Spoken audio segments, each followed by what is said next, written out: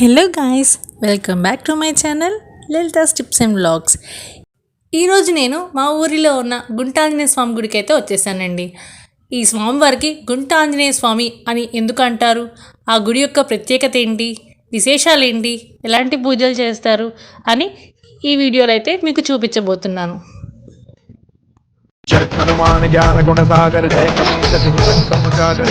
స్వామివారు త్రేతాయుగంలో రాముల వారి ఆజ్ఞ మేరకు ఇక్కడ వెలిశారని మనకి ప్రతిదీ ఆ గుండుకి వెళ్ళటం వలన స్వామివారి యొక్క పేరుని గుండు ఆంజనేయ స్వామిగా పూర్వం పిలిచేవారు.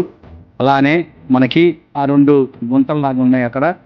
దాంట్లో స్వామివారికి లెటర్ రాసి మనం ఒక ఉత్తరం పెడితే ప్రత్యుత్తరాలు నడిపారు కాబట్టి నడిపాడు కాబట్టి టపాంజనేయ స్వామి అని.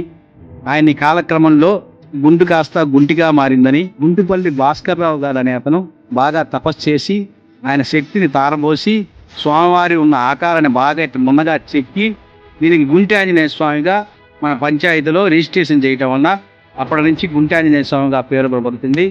దీనికి నిదర్శనంగానే స్వామివారి చెట్టు మీద కూడా వెలిసి ఉన్నారు. ఆయన చెట్టు ఆంజనేయ స్వామి అంటారు.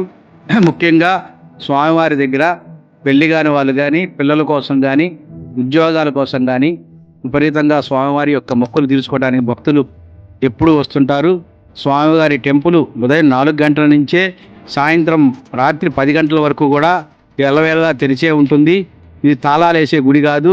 రాత్రి 10 గంటలకు మాత్రం ఆ బయట ఆవరణలో ఉన్న గేటుకు మాత్రం తలుపు వేస్తాము. మళ్ళీ ఉదయాన్నే 4 గంటలకి ఇక్కడ వైశాఖ మాసంలో విశేషంగా హనుమత్ జయంతి ఉత్సవం అంగరంగ వైభవంగా జరుగుతుంది. 40 రోజుల పాటు స్వామివార్లు దీక్షలు తీసుకొని సుమారుగా 500 నుంచి 600 మంది స్వామివారి దీక్ష తీసుకొని ఇక్కడే అందరూ విరమణం కూడా ఇక్కడే జరుగుతుంది.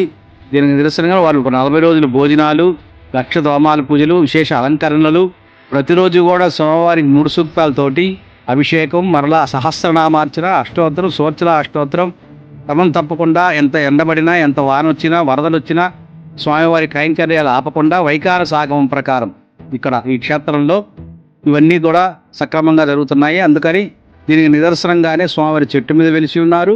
అఖండ జ్యోతి కూడా ఇక్కడ ఎప్పుడు ప్రజ్వలితూ ఉంటుంది.